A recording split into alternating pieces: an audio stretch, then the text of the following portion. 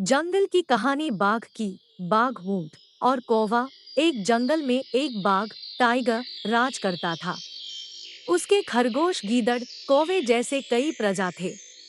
ये दिन रात बाघ की सेवा करते और बाघ के मारे शिकार के अवशेष से अपना पेट भरते थे।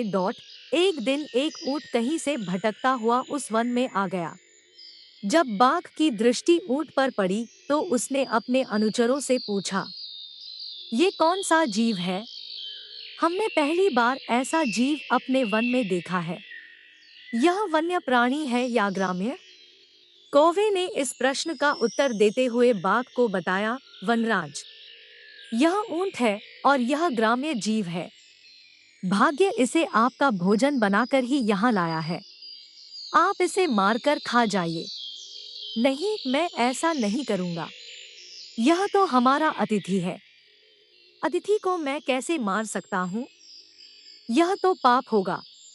मैं उसे अभयदान देता हूँ। जाओ, उसे आदरपूर्वक मेरे पास लेकर आओ। मैं उससे मिलना चाहता हूँ। बाघ ने कौवे को आदेश दिया। कौवा कुछ अनुचरों के साथ ऊंट के पास गया और उसे बाघ का संदेश सुनाते हुए बोला, मित्र, वनराज बाघ ने तुम्हें अभयदान प्रदान किया है। वन के राजा होने के नाते वे तुमसे मिलना चाहते हैं। अभयदान की बात सुन ऊंट कौवे और अन्य अनुचरों के साथ बाघ के पास आ गया। बाघ ने उससे परिचय और वन में आने का कारण पूछा तो ऊंट दुखी होकर बोला, महाराज, मेरा नाम नपसर है। मैं अपने साथियों संग भ्रमण करते हुए वन में पहुंचा और उनसे बिछुड़ गया। अब मैं यहाँ अकेला रह गया हूँ।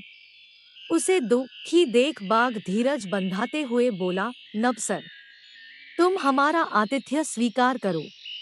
इस वन में जहाँ चाहे विचरण करो और हरी भरी घास का सेवन करो। नपसर बाघ की आज्ञा का पालन कर वहीं रहने लगा।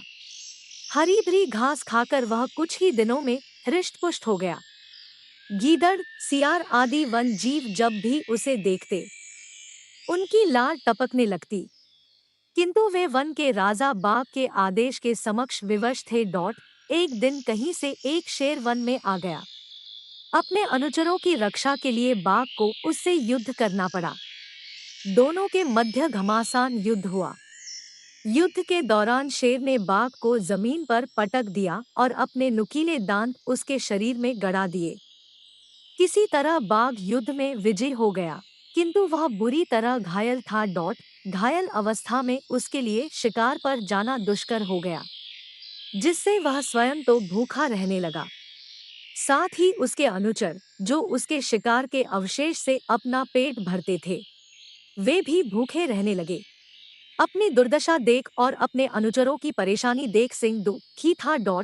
एक दिन उसने अपने अनुचरों की सभा बुलाई।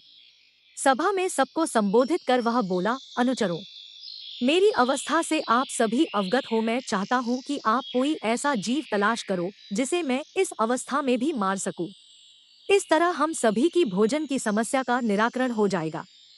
बाघ की आज्ञा पाकर सभी अनुचर विभिन्न दिशाओं में शिकार की तलाश में गए, किंतु किसी के हाथ कुछ न लगा। सबके हताश वापस लौटने के बाद कौवा, गीदड़ और लोमड़ी आपस में मंत्रणा करने लगे। उनकी दृष्टि कई दिनों से ऊंट पर थी। मित्रों, ऊंट इस वन में रहकर कितना हृष्ट-पुष्ट हो गया है। जब भी उसको देखता हूँ तो मुंह में पानी आ जाता है। तुम लोगों का क्या विचार है? क्यों न इसे ही मारकर अपनी भूख मिटाई जाए? इधर उधर भटकने का क्या लाभ? गीदड़ बोला। कह तो तुम ठीक रहे हो गीदड़ भाई, किंतु वनराज ने उसे अभयदान दिया है। वे उसे नहीं मारेंगे। अब तुम ही बताओ कि उन्हें कैसे मनाएं? कौवा बोला। गीदड़ इसका उपाय पहले ही सोच चुका था। उसके अपनी योजना कौवे और लोमड़ी को बता दी। दोनों ने उस योजना के लिए हामी भर दी, साथ ही अन्य अनुचरों को भी योजना के बारे में अच्छी तरह समझा दिया। इसके बाद वे बाघ के पास पहुंचे। गीदड़ आगे आकर बोला, वनराज, हम सब ने आपके लिए शिकार की बहुत खोज की, किंतु हमें कोई न मिला। ऊंट शारीरिक रूप से विशाल है और अब तो वह हृष्ट-पुष्ट भी हो गया है। यदि आप उसका शिकार करें तो हमारे कई दिनों के भोजन की व्यवस्था हो जाएगी। मैंने उसे अभयदान दिया है। मैं उसे नहीं मार सकता।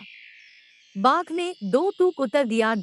यदि ऊंट स्वयं को आपकी भूख मिटाने प्रस्तुत करे तो तब तो आपको कोई आपत्ति नहीं होगी। गीदड़ बोला डॉट नहीं, तब तो कोई आपत्ति नहीं है। किंतु क्या वह ऐसा करेगा? बाघ अचरज में बोला डॉट वनराज, ऊंट क्या? आपके भूख मिटाने तो इस वन के समस्त प्राणी तत्पर है। आप आज्ञा करें। इस तरह गीदड़ ने अपनी चिकनी चुपड़ी बातों से सिंह को मना लिया। डॉट उसके बाद वह ऊंट के पास पहुंचा और उसे बोला, शाम को वनराज ने एक सभा रखी है जिसमें तुम्हें भी बुलाया गया है। डॉट ऊंट ने सभा में आने की हामी भर ली। शाम को बाघ की सभा में वन के सभी जीव उपस्थित थे। डॉट ऊंट भी उपस्थित हुआ। गीदड़ ने भरी सभा में कहा, वनराज, हम सभी आपकी अवस्था देख बहुत दुखी है। आज हम सभी यहाँ उपस्थित हुए हैं ताकि आपके भोजन के लिए स्वयं को समर्पित कर सकें। इसके बाद एक एक कर सभी जीव सामने आकर स्वयं को बाघ के भोजन के लिए प्रस्तुत करने लगे। किंतु गीदड़ उनमें कोई न कोई कमी निकाल देता और बाघ उन्हें खाने से मना कर देता।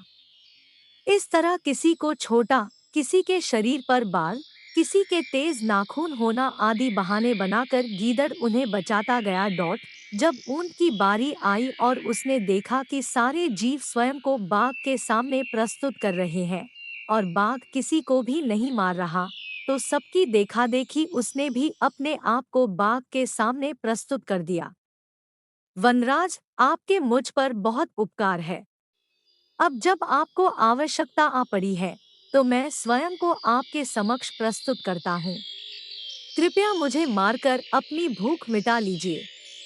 ऊंट को विश्वास था कि अन्य जीवों की तरह बाघ उसको भी नहीं मारेगा। किंतु जैसे ही ऊंट की बात पूरी हुई, गीदड़ और बाघ, टाइगर, उस पर टूट पड़े और उसे मार कर खा डाला। सीख, इस कहानी से सीख मिलती है कि लोगों की चिकनी चुपड़ी बातों में कभी नहीं आना चाहिए। स्वामी जब बुद्धिहीन हो और उसके साथी धूर्त, तो चौकन्ना और सावधान रहना आवश्यक है। अगर हमारी कहानी बाघ और गीदड़ आपको अच्छी लगी हो तो प्लीज चैनल को लाइक और सब्सक्राइब कर दें।